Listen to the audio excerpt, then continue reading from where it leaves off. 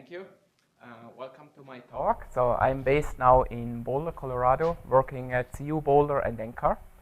And I will talk about a new finite volume scheme based on the semi-Lagrangian approach for the CAM model, so the community atmosphere model. The outline for my talk is the motivation. Why I am going to do this? Why does it make sense to consider again and again new numerical schemes? I will talk a little bit about semi-Lagrangian remapping schemes. Then I will talk about a particular remapping scheme called CSLAM, which is tested on various benchmark tests right now and integrated in Home. I will talk about Home, what Home is. Maybe the most interesting part will be part 4, the performance and comparison with the spectral element tracer direction scheme. That will be clear what this means in the end. And I will talk about a new project called SPELT. I want to say these are mostly, so I'm working since 2 years at NCAR, and these are Jose Garcia, Peter Lauritsen, Ram Nair, and Henry Tufo in Boulder, and Mark Taylor in Sandia. These are the main people I worked with. And of course, the money comes from DOE, right now from DOE project. I switched to the second one since August. Is that the right number? I just want to, which number? You mean what I get paid? No. You can answer whatever question. Yeah, I should put here a 1 and say that's my salary, but that's not true. I don't know. I'm sure that number is correct. I'm not quite sure if this is correct. Just to mention that's DOE. You saw in the previous slide, you saw Home. What is Home? Right now, it's called high order modeling environment. So it's an environment, but this environment is basically only done for Galerkin schemes, which means spectral element and DG, for example. So the high order element-based is a element-based conservative dynamical core, mainly developed by Mark Taylor. And since 4 days, it's the default die core in the CAM model, so the community atmosphere model. And it's also known as CAM SE. So this CAM uses now the spectral element die core. Oh, that's default? I'm curious. Yes, since 4 days. The web. So if you download now CAM, it will run with the spectral element. But that's not default. Hmm? That's not default. Oh, Yes, if you it's the download default. that's It's the default right now. all right. It's based, so I wrote here, so the Home environment is based on so we are talking about the sphere, of course. It's based on the cube sphere grids resulting from equiangular gnomonic projection. That's not, it's also, you can also use Home for unstructured grid, of course, but I will mainly use it only for equiangular gnomonic projection, which means basically uniform meshes right now. The domain decomposition is horizontal, and it's scalable up to 170,000 cores on Oak Ridge Jaguar Cray XD. And that's important for me to know. It's a parallel strategy over elements. And my work was basically to extend this environment to be able to implement finite volume schemes. And I will go a little bit more in detail. Why is it of main interest? So the spectral element die core works good, as far as I know. But people in the other tower at the Mesa lab, they want to run more and more and more tracer. So they are not happy with only 20 tracers. They want to run hundreds of tracer. What's standard now for the continuum equations in CAM5? It's the air density, then the water vapor, cloud, liquid, water, and ice. And in the microphysics and aerosols, it's a total number of 22 tracers. So they run it now with 26 tracers. And the chemistry version, they want to run more 100 tracers. I think they would, if they would have an efficient scheme, they would also run it with 200 tracers or whatever, or 400, 500. So what I mean with that, it's of highest interest to come up with a really multi-tracer efficient numerical scheme. and algorithm, of course, because that makes a significant factor in today's atmospheric modeling.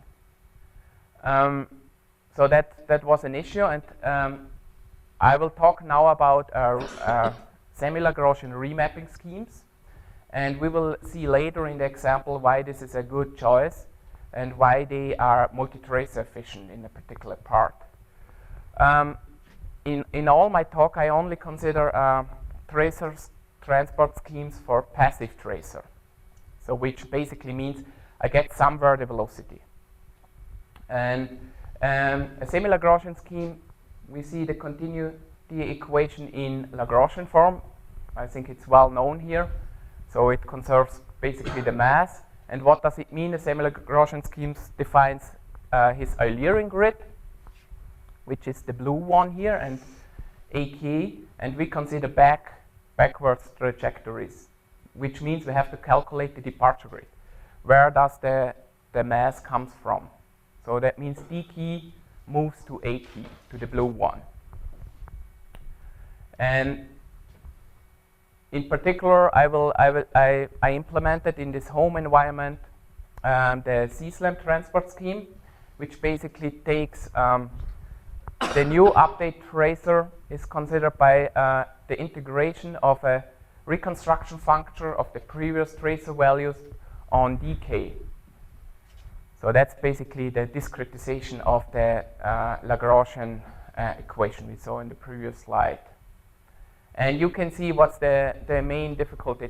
That's easy, of course, to get the new one. You know AK, that's an Eulerian grid, that's static, that's fixed. The problem is, how can we calculate these integrals here? And the CSLAM scheme does it in a clever way, because our main goal is not to be fast for one tracer. We want to be fast for hundreds of tracers. So that you have to keep in mind. So to calculate this integral here, CSLAM divides this in these areas on the overlapping, and calculates the integral by a reconstructed function and splitting the weights. So which means we have here weights and a reconstruction function, and we can split this integral in these pictures in 4 parts. So we have to basically to integrate the dKl. And the main thing is now that these weights have to be calculated only once. So which means it can be reused for every tracer. And you can see to calculate these weights, we have to find the intersection. That's a little bit a drawback, which takes time. But since we consider only multi-tracer efficiency, we will later see that it will compensate the overhead for the first tracer. And what's also important for these schemes, we have to have conservation of mass, and this is done by, you can choose the reconstruction coefficient, the constant one in an appropriate weight from the others one. So I'm only talking about here now for the 3rd order scheme. So I already mentioned it. That's important to know. For multi-tracer efficient, we can reuse the weights. CSLAM is stable for a long time step, which means CFL larger than 1. I will come to this later, why I only consider CFL numbers smaller than 1. And what's also pretty nice in this scheme is you can easily implement a reconstruction function filter, which basically scales the reconstruction that the scheme gets quasi-monotonic. The CSLAM scheme is extensively tested on various standard benchmark tests, so which means the order of convergence rate and solid body and deformational flow.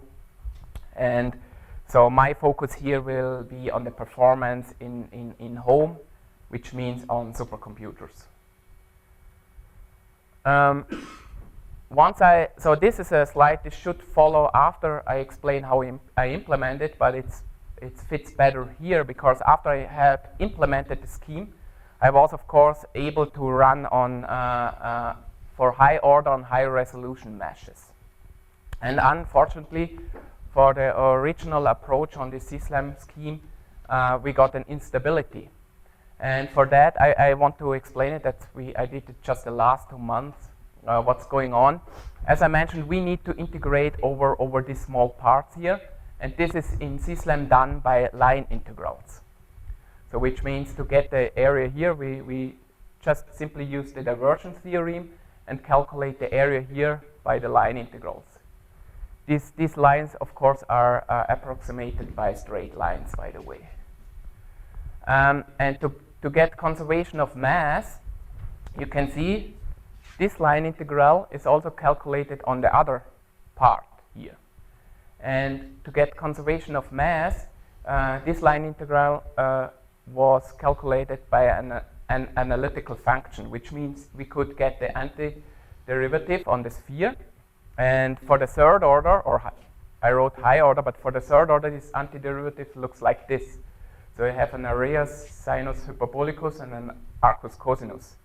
And it ended up that this we get pretty stability problems, which means for higher resolution or for different flows, which means if that gets pretty small, you have the classical numerical cancellation. So one would say, okay, why not doing simply Gauss quadrature here? Because this should cancel out if you sum it up. But remember, this is done on for a different area here than here. But all in all, it should cancel out. So we changed it to Gaussian quadrature, but unfortunately we lost mass because it was not exact. So, which was not really good, of course, to have a finite volume scheme and then losing mass. So we ended up to go back in the nature of scheme, and we think we found a good solution in general for remapping scheme. So this should this solution, what we found, is valid for general remapping scheme. And we have some kind of proof, and we started off of mass conservation, which simply looks like the sum up of the new tracer value over the Eulerian cell should be equal the sum up of the tracer value by the old tracer value on the Eulerian cell. And if you put this in the scheme, in the remapping scheme, you ended up that this is a mandatory constraint, which simply says these are moments. So if I and j are 0, then we simply have the area over the Eulerian cell, of course. They should match over the weights of the departure grid on the Eulerian cell. And I want to explain it here by this picture. What does it mean? So this is the weight on the Eulerian cell, as I mentioned. And remember, that's the Eulerian cell, which is here the red box, the big one. And remember, we calculate all the weights from the departure grid. And all in all, so if we sum up all the weights which overlap this Eulerian cell, we have to end up exactly to this number to ensure mass conservation. So there is no way, even if you are, so once I wrote in the SVN hunting the machine precision, because I was really looking for the machine precision error over 2 weeks because of this issue. And so we came up to simply add then so we calculate our weights, and then we simply correct them by this. So we enforce this consistency, basically. And what does it mean? So as I mentioned, for high resolution, I need to do these line integrals by quadrature. And in doing this, I said already that we lost mass, that's the relative mass error. And I didn't use many time steps here. Remember, we are talking about a climate simulation, maybe 100 years or whatever. So you will lose and lose and lose in mass, which was not good. And with this fix, we could bring up this line. It's not completely 0, that's cheating. So it looks basically like this, what you would expect. Yes? Does it matter what order quadrature you on the previous figure? It doesn't matter what order quadrature you use? It matters. So I used here a low order quadrature for the line integral, but it matters. But you lose anyway. So I tried it up to 4/5 order, and we lost without this correction or mass consistency. We lost mass a little bit, but not so that's extreme what you see here, of course. So that's with low order. But even with All you require is that the line integral be exact to machine precision for the order of your method, correct? yes, I guess that strongly depends also on the flow. It's really hard to. So as I mentioned, it's really hard to find this on the benchmark tests. So it's not completely sure. I try to find out how this line integrals behaves. I'm still working. It's hard to find on this benchmark test. The thing is, I will talk later about the coupling with the spectral element. So with a more real flow, the baroclinic instability test, and there it crashes after for a smaller resolution.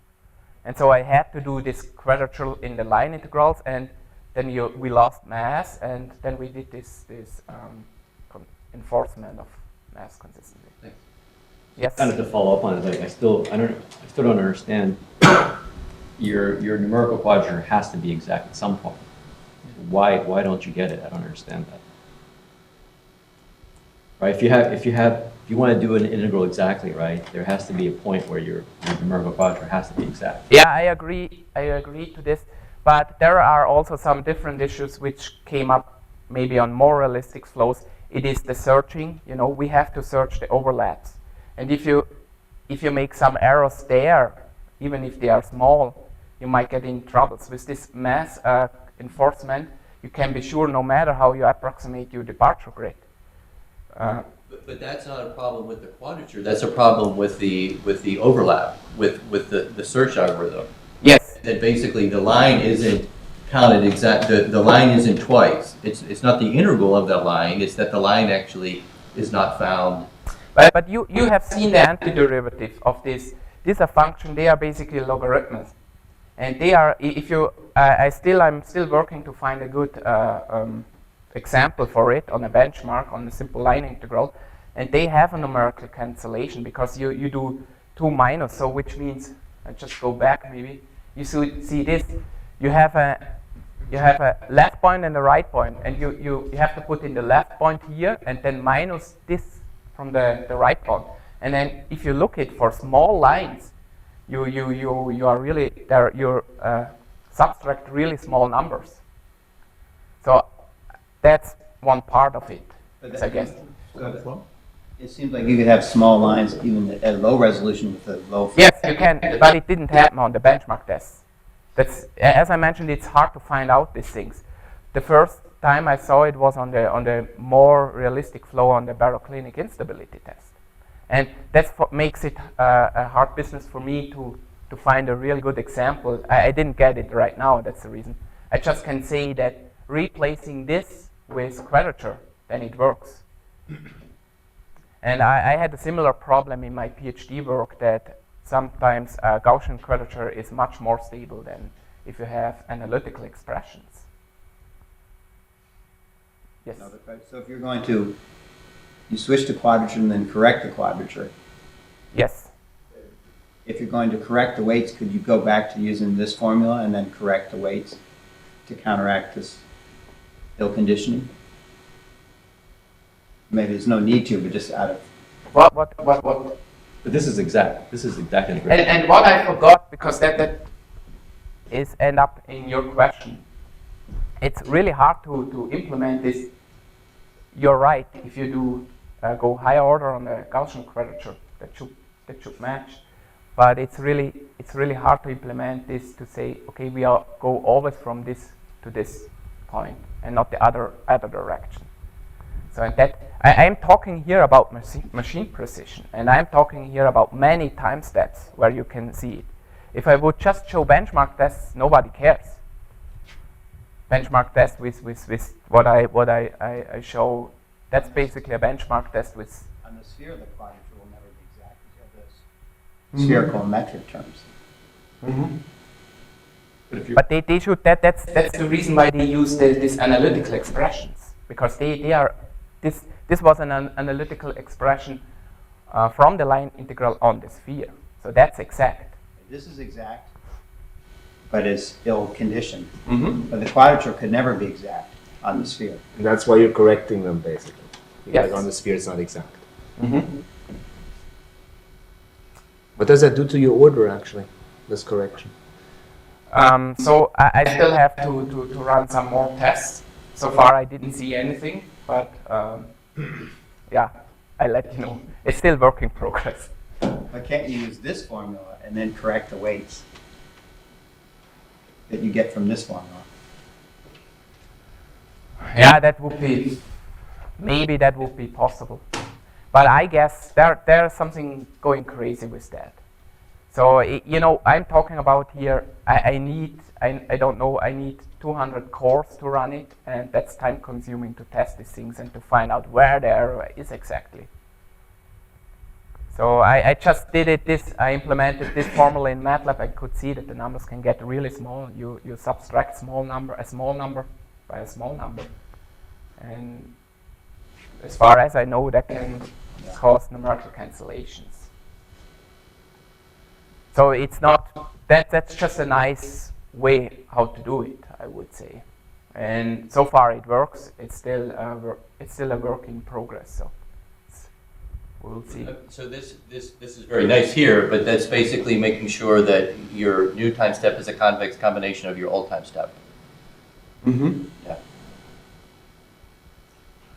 All right. So in fact, that means, as I said, the weights we calculate, they should cover the whole sphere. And in fact, we enforce it to do this in the end. So if you think in terms of areas, since we have a higher order, we also need some other moments. But for the lower order, it would mean this. How can you approximate the spherical surface? So if you think in a first order scheme. So that was a part which came up after I did the implementation in home. Again, that's the sphere, cube sphere.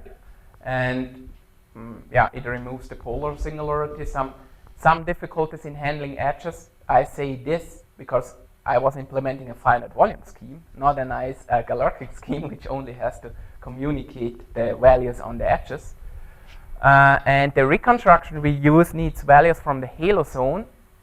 And that's also an issue if you need a value from here, but using for a reconstruction here, that lives on another projection, so you have to reproject it, which really takes a long time to implement, and especially in this home environment. So why do I show the cube sphere here again? So we have 6 faces. What does home? Home divides this in elements. These are the spectral elements, and uses the Gaussian-Lobato-Legendre polynomials. Here for NP4, I think that's the standard now in KMSE, that they're running with NP4. And of course, I could use now a finite volume scheme needs, so it's basically a cell-centered finite volume scheme. It needs a different grid. And I could use a grid here on the Gaussian-Lobato points, but I didn't do this. I choose my own equidistant grid, so it's called finite volume grid on the sphere, which are living in the spectral element. Why do they live in the spectral element? Because home is designed in this way that they send spectral, so these elements to the cores, which means the main domain composition applies for this spectral element. So that's the minimum what can be on a core one element. And I have an additional grid there in this element. So the reconstruction, I'm talking about the third order scheme, needs what we applied here needs a bigger stencil here, which means 2 values here, and you can see they can move in another phase, or which means basically on a supercomputer they can move to another core. That means communication. And as we heard this week, communication takes time. And yeah, I tried to avoid them. And I could end up with the following trick. I could end up to do only one communication per time step, which works like this. I consider now a cell. That would be a spectral element with my cells inside. And this cell is moving. So that's the semi-Lagrangian approach. And I consider here a really big halo zone. So I communicate all these values around here. And the trick to avoid now communication is to calculate the reconstruction also in this halo zone. So that means that allows me to provide an algorithm with only one communication per time step and only once for multiple tracers. So that's basically the trick. And even for the filter, this halo zone is enough that I can apply this simple filter, shape preserving filter. So this allows me to give a summary of CSLAM in home, which means the departure and the arrival cells are always on the same core.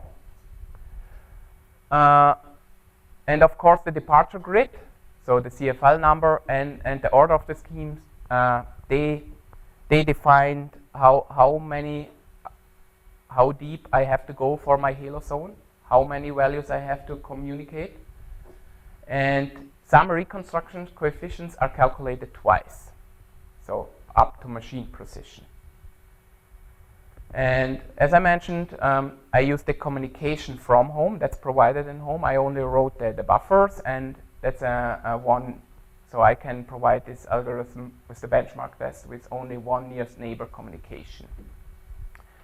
And I can conserve mass now with the trick. So I could conserve mass before as well, but now also for high order. And it's monotone, of course. So that's mandatory. Yes? Do you ever have to project your tracers into your spectral element space, or is the physics run? It will come later, and it's an ongoing work. Okay. So that's so what this means, again, why is it multi-tracer efficient? Because we compute the weights only once for each tracer, and that's important, this loop. Here's the loop over the traces, and you can do the reconstruction and the options for limiters, and then we do only an exchange of multiple tracer values once. Now I will show you some results, more or less performance tests. I will not go in the conversions order. This is mainly done. I simply have chosen a standard from, it looks like this, benchmark test. It started with the slotted cylinder here, and then it moves like this. Here in the middle we have a solid body movement, and it's a deformational test case.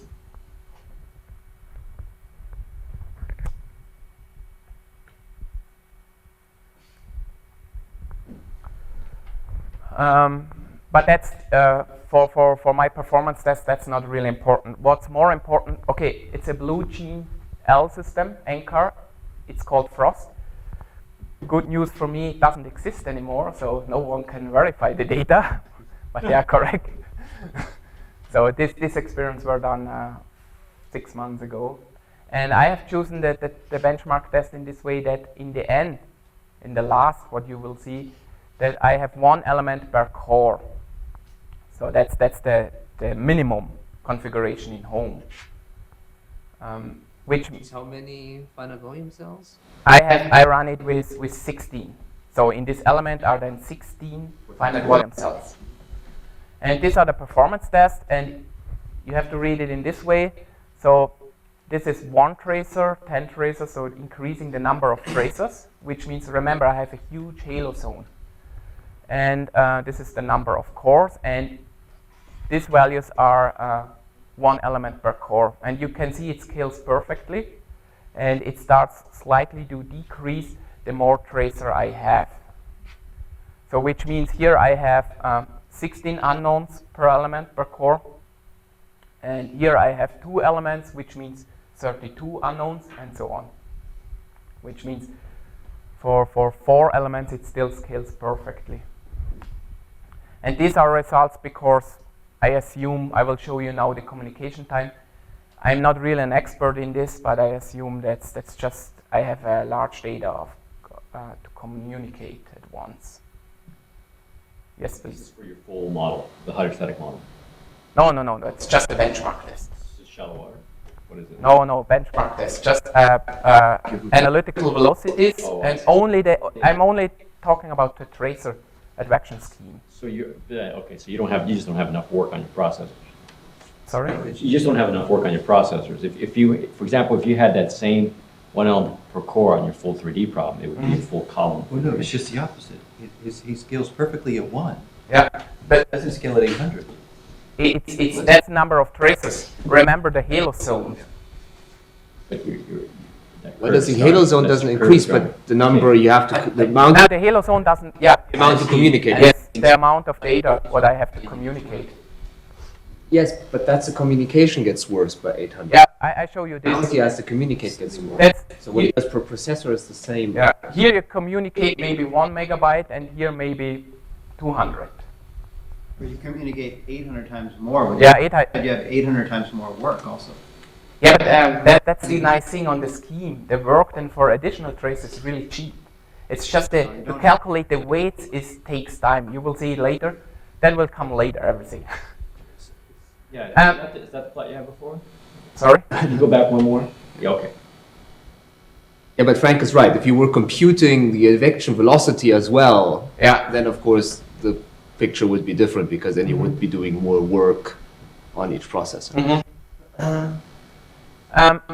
I can also provide now, these are pretty new, I did it last week. That's just on a Cray system, it's also an NCAR. Again, I have only 864 cores, and here again 1 element per core. And here it's a little bit the other way around, but I didn't quite understand it. And all in all, the scalability is 0.8, so it starts from this. What's the difference between this picture and the previous one? A different machine. A different That's a machine. Cray. Okay, sorry. It's really good. So the latency over bandwidth is really going to control how this goes with. So the other one, your latency was small relative to your bandwidth. Yeah. So as you increase the throughput through the bandwidth, you start to scale less. But on the XT, it's the latency. The bandwidth is very high, and so it doesn't matter how many tracers you have. Yeah. You can push as much data as you want across. It's the instigation of that message that's killing you. Okay. And I think that agrees with the conventional wisdom of the Blue Gene and Cray machines. Cray have more bandwidth but worse latency Yeah. than Blue Gene. So they just told me that this frost was really designed for having good communication. So that's what I know. You know, might know it better. Whatever communication means, because Yeah. apparently you have to separate between bandwidth and latency.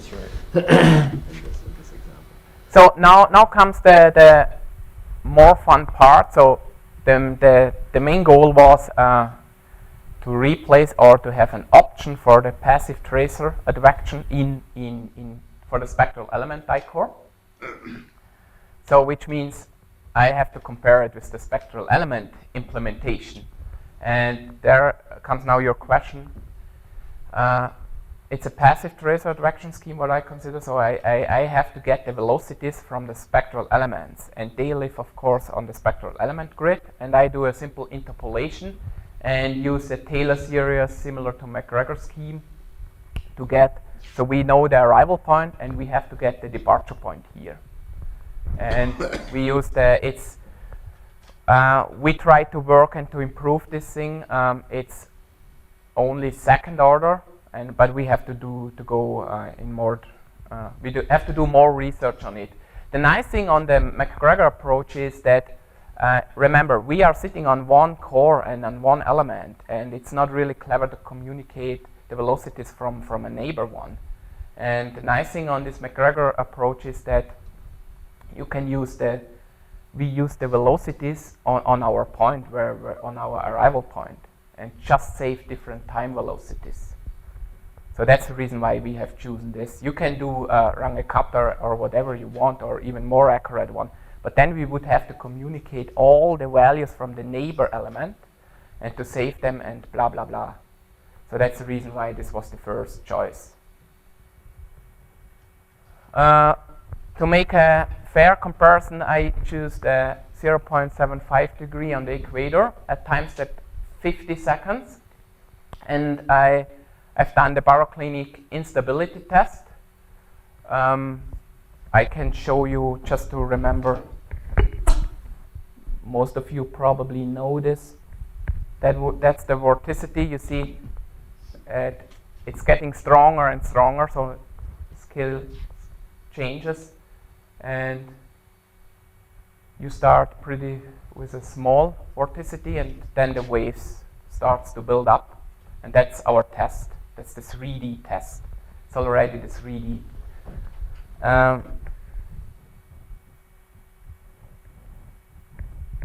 And so the nice thing now is now the good thing of the semi-Lagrangian thing comes. The CFL number for the spectral element, so compared to the CFL number for C-SLAM, for the spectral element is 0.28. So which means I can do for C-SLAM a much larger time step. I restricted myself because of the halo communication to a CFL number smaller than 1. That has only implementation reasons. You could, of course, implement C-SLAM for a larger CFL number. But yeah, that's the question if it makes sense, because that might be you need values maybe from a different element, so not only from the neighbor element, which can be rather complicated. So, of course, I have to use, I can use C-SLAM with 800 seconds in this example, and the spectral element uses a tracer time step. I'm only talking about tracer time step of 250 seconds. What's going on now is that I basically only measure the time for this, so the tracer concentration transport. And the density comes from the spectral element. In this example, I have my own air density for C-SLAM, and that's an ongoing project to make this consistent, the coupling, which means that you don't lose mass and so on. That's not fully understood yet. Yeah, that's now an example for one tracer. On the upper figure, you see the spectral element tracers, and here on the C-SLAM, okay, that's day 0. You don't see anything. It's more interesting what happens after day 13, and they look similar. So you see some small differences. We have here a little bit more noise in this corner than here. But as I mentioned, we take the velocity from the spectral element, and the air density is now not completely coupled in this example. So that has to be, that's an ongoing work. What's more interesting, the performance. I was interested in the performance, and of course, again, number of traces. Here you can see basically nothing, but what you can see, the red line here is the C-SLAM and advection scheme, and the black line is the spectral element. And when you look at this 100 traces, I'm around 2.5 times faster than the spectral element tracer advection. Now we had a bet, or I had a bet with Mark. Where is the cut? Because as I said, the weights take time, and it was clear that spectral element will be better for one tracer. But the cut is at 5.3275 traces in this example. It's only this example. So you can see here again, that's one tracer. You can see the overhead here for the C-SLAM scheme. And the spectral element for one tracer is much better. But for a multi-tracer advection. But why are the slopes? I'm just trying to understand why the slopes are so different. I understand why the offset is so different, but I mean, you have two times. Yeah. You have a much higher time step, but the spectral element. but that's just a factor. No, the spectral element advection does much more communication. You said 6. Well, no, the slopes are spectral element. Do double the traces, you do twice the work. Yeah, that's here. C-SLAM, you double the traces, and you only do. You do this one. That's the rate. How to when you add. That's the rate when you add one additional tracer, and that has a C-SLAM has a much better slope from this point of view. What about the limiting? That's Everything is limiting. So the limiter is on both schemes, or the shape preserving both on the spectral element tracer advection, and in C-SLAM the limiter is on. So the limiter is not really, that's not what's dominating really is, at least in the spectral element case, is doing the advection, essentially doing the what would be the equivalent of the trajectory calculation for the semi-Lagrangian. That's really what's taking up the most time. So the limiter is not really taking much time. No, I don't think so. I didn't have the times, so that shouldn't take. I'm not, so Mark is the expert in the tracer direction spectral element scheme, so I don't know really the details. I just try to do a fair comparison. So we don't know the breakdown in spectral elements, but if you double the number of tracers in spectral elements, you double the work, right? That's basically So that this. curve, that's the slope of the black curve. It's 9/10, and that's the good thing on CSLAM, the multi-tracer efficiency. That you spend a lot of time on the weights, but then to add tracers, it's really cheap. No, I understand that, but I guess I'm kind of surprised because you just have a larger message. The more tracers you have, Right. in spectral elements. So I mean, you're doing more work on processor, but your communication, you just have a larger message because you have the same number of communications. I don't see where the communications. Well, they're proportionally larger also, but that's the same in both schemes. So I guess that might be why the spectral element is not quite 1, right? It's a little bit lower than 1. You get some benefit. Yeah, some benefit somewhere. But only, And that's on The measures would even be that the increase in the CFL number isn't actually the important issue here. So even if you had the same CFL number, you would. yeah, no, but that's not fair, He only can run 0.28, and I can run. Of course. I'm not saying no. But Yeah, no, of course. that's not actually the important factor, because that would only be a constant difference. Yeah. So that's The thing is that you don't increase double the work if you double the tracers. So the semi-Lagrangian scheme or your CSLAM benefits that it can do a larger time step, of course, that's important. But that's only a constant factor. Yeah, that's only, maybe then I don't know when the cutoff would be. eventually, if you ran enough tracers, the red curve should go to a slope of 1. Why? I mean, if you had 10 million tracers, the tracer work dominates the geometry, you'll lose this. That's right. That says you should be there before 200 as well. I mean, this is the same as incremental remapping, and right, because you should get a cost. The way to measure this is what's the cost to do 0 tracers, right? And then that puts you up the y-axis time, and then what is the cost? What's the slope?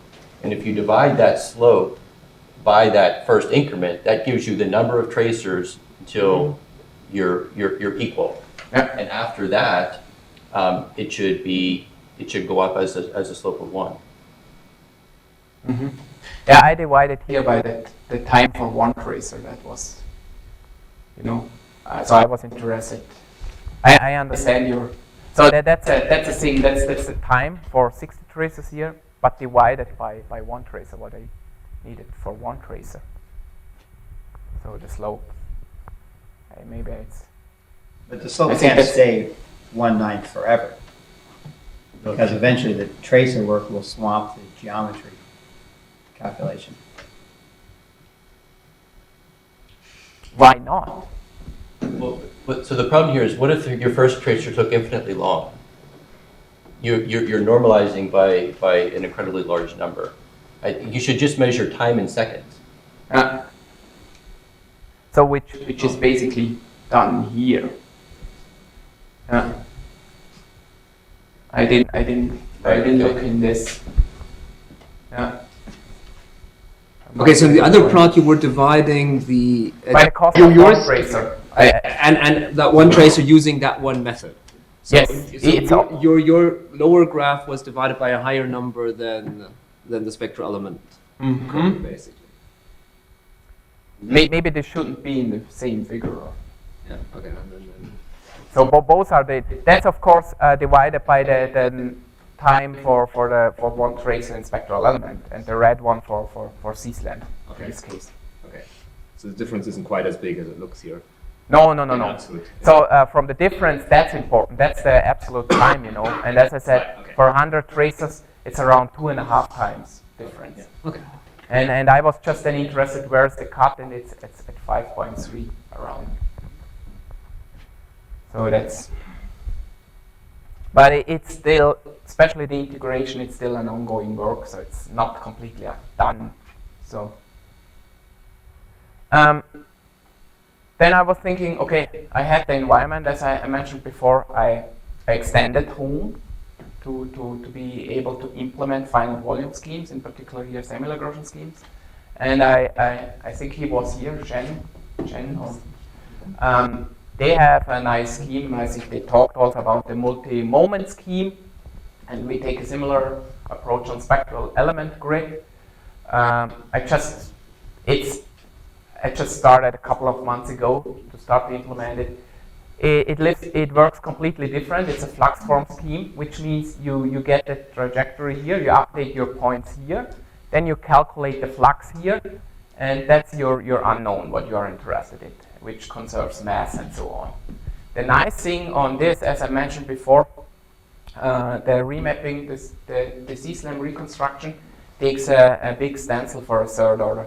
And the nice thing here is that the reconstruction uses only the points on the cell, which is pretty local. It's not completely fully understood, and I talked to them how to get a filter working on this. So that's a point what we have to do. So which means what you see now is a benchmark test, the same as I showed before, but without filter. It's just but of course with conservation of mass. And here we have again the same thing, and here that's what you said. I guess one core, there's simply not enough work to do for one core in this case. So, and the scalability looks similar to the C-SLAM one, of course, on a Cray system for 800 tracer, and that's not surprising because the communication thing I use from home, that's not done by myself. So I only write the buffer, and then the communication API is done by the home environment. That's exactly the same what the spectral elements use. And that's just, I think, so once the filter is implemented, or we find a filter, that should be better, of course, more working. Christoph, what's the filter? When you keep saying filter, what do you mean by filter? I didn't think about what I could do, but it's a flux, so maybe FCT or whatever. Oh, but what do you want to use it for? For monotonicity or what? Yes. Okay, I see. For monotonicity. I have also so they want to have monotonicity, and so I have a version with positivity, but the monotonicity filter doesn't work yet. It's maybe think about what's going on. So that's really basic. That's really recent work, not really done. What's promising is this slide. So I tried to do a benchmark test with the same error. So here I was interested. I have two schemes here, C-SLAM and Spelt, I called it. But that's, I put it now here on the slides, but that's not really the end, what I can say. It looks good for Spelt, although C-SLAM is doing a great job for more traces in the end. I have here nine unknowns per element and 16 elements per element because the error was exactly in between. So the truth might be somewhere here. But as I said, C-SLAM has a nice filter limiter implementation, so no extra communication. And on the Flux version, they use much more information. So to get a filter for monotonicity, they use information from somewhere. And that's a question if it's really clever to extend again the halo zone, or to say, yes, let's do another communication. That has to be, that's a decision what I have to make. So that's, again, the results look similar, but I have to verify these things, everything. So that's without filter. That is Spelt, and that's spectral element. And on a graphical view, you can a little bit cheat because you don't see really the quality of the scheme, in my opinion. Future work will be filters for the Spelt scheme, then override the spectral element air density every tracer time step. That's already done, but I didn't show results. I have to verify them more. And what would be really a cool thing is to get consistent coupling of the spectral element air density with the tracers, which means still the air density still comes from the spectral element, but the tracer concentration is then really transported by C-SLAM, for example. And that's our guess right now, that this mass consistency trick, what I showed some slides before, can use for this. And yeah, that's an open question, but there is a share directory in home, and it will not be really a simple copy-paste to CAM, but the hope is big that it's done pretty quickly. That's all.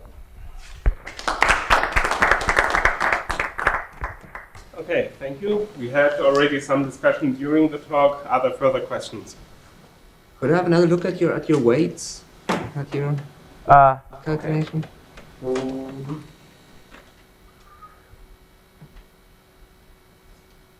Which one? The weights, the corrected ones. That one, yeah. Isn't the lower sum there a global sum? No. Something. Yeah, that's maybe a bad notation. That's only these things here. So that's local. That's only in the cell. Okay, so it's enough actually to correct them locally. And It's local, yeah. You still get a global conservation and Yeah. our moments. Mhm. Okay. I don't go in global things. Yeah, no, exactly. Communication. I know, exactly.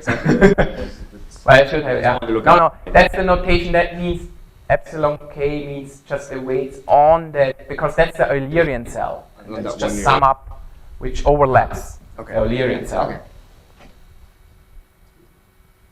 So, Why not just let density live on the finite volume grid? And if I'm thinking about this right, then if you do that, the only thing that needs to be communicated back to the spectral element is pressure. Right? Because density goes with the ideal gas or whatever you're going to use to get pressure. Because essentially what you're doing is you're pulling everything out of the spectral element. And now the spectral element is only going to solve the momentum equation. So it only needs pressure. Actually, it's all pressure coordinates. The pressure is density. In this in CAM. But yeah, One way or another, you need grad P on the right hand side and grad and P for the I think that's what he hydrostatic. meant by overwrite. That was one of your bullets, Okay. meaning that pressure or density only comes from C-SLAM. And if that's the case, it starts to get the feel of what happened to global spectral element models, global spectral models. Initially, global spectral models did everything in spectral space. And as time goes on, less and less was actually done in the spectral part of the core, and more was done in physical space. Till the end, the only reason they transformed to spectral space was to solve the Helmholtz equation. If you do that, and then run at temperature. With that, Then C-SLAM should also detect temperature. If it's going to do mass, it should do temperature. oh, absolutely, Yeah, yeah. it does Oh, temperature, no, it should no. do If it does momentum. mass, it has to do temperature. And if it does temperature, it should do momentum. Well, I mean that's So well, it degrades everything. yeah. But so my next question is, how do you decide how many finite volume cells to put within your element? That was easy here, because actually I run the C-SLAM implementation right now is so I have here 4, and I need 4 cells for the halo zone in the end to do the reconstruction. Why 4? For this sense, for the I didn't put in this slide. Actually, would think Because now your tracer transport is less than your momentum accuracy. Now you're third order in transport, but you're fourth order in momentum. You have more momentum points than you have mass points. no. I have more. I have here 4 cells, and so it depends how high you. If you run with 4 Gaussian Lobato points, you have here only 4. So you if you run it with 4 Gaussian Lobato points, you should run C-SLAM with 3 or 3 by 3, 3 times 3 cells to get the same. That's a detail. But then you would need a higher reconstruction. So you have to increase your reconstruction order then. basically, for your finite volume. No, I'm just talking about the reconstruction I apply leads to a third order scheme. Right. So, and the reason is why I need here 4. So you would see, I told you that I do the reconstruction coefficients also here. So, and for our reconstruction, you would only need these points here.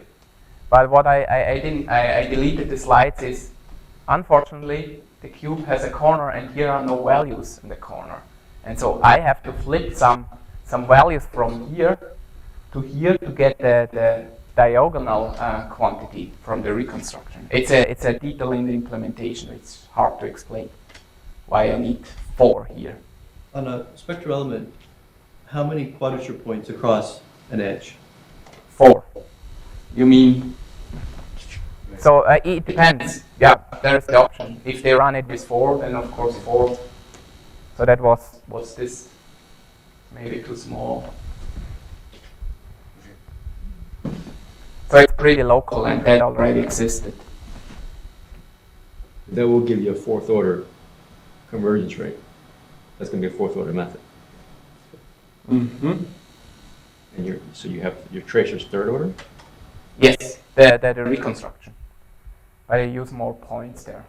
Yeah. But I mean, so the degrees of freedom match up, but the order of accuracy doesn't. No, the degrees of freedom don't match, because those points right. on the boundary are shared. Right, exactly. To match the degrees of freedom, you run 5 by 5 capsule bodies. Yeah. Yes. Further questions? Oswald? And if you have a larger time step for this C-SLAM, then you have to store the velocities from the older time steps to compute the departure points. Because maybe a HOM has a time step of 20 seconds or 100 seconds, and you have 800, and you have to compute the departure points for 800 seconds. How this is managed? No, how the coupling works right now, I store the velocity from time step t, and then I get, spectral element is doing its job, and then I need the velocities from the new tracer time step. So that means there can be many other tracer time steps. That's subject to do more investigations. You have only two velocities and then some. Right now, yes. So there is the question: Makes it into second order. Shall we store in between, so that the dynamics have much more time step than tracer attraction? I think it depends on the scheme. And so in the example I showed, the difference is 8, which means we have 8 more time steps for the dynamics than for the passive tracer transport. In the example I showed for C-SLAM, which means I store the velocity at time step 1, and then I get from spectral element, and then I get another velocity at time step 8, and I use these 2. And of course I could store one velocity in between, but that's not done yet.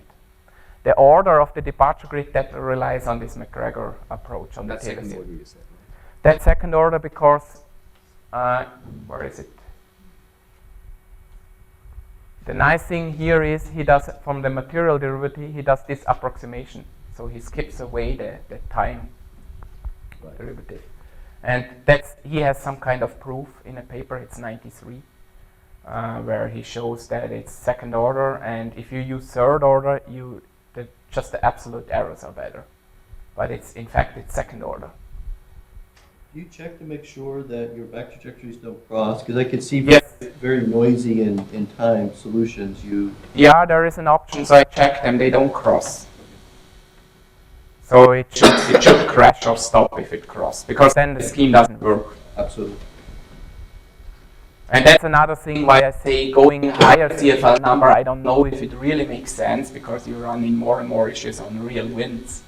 You know, if you go that they cross in the end, or If your velocity is smooth, you should be That- able to do C. yeah. Yeah, and you typically want your velocity to be smooth. Mm-hmm. But then you need a bigger halo zone. Yeah, but here, the approach here was just to have only one communication. That was the goal. And so if you want to go higher CFL, you need more values in the halo zone.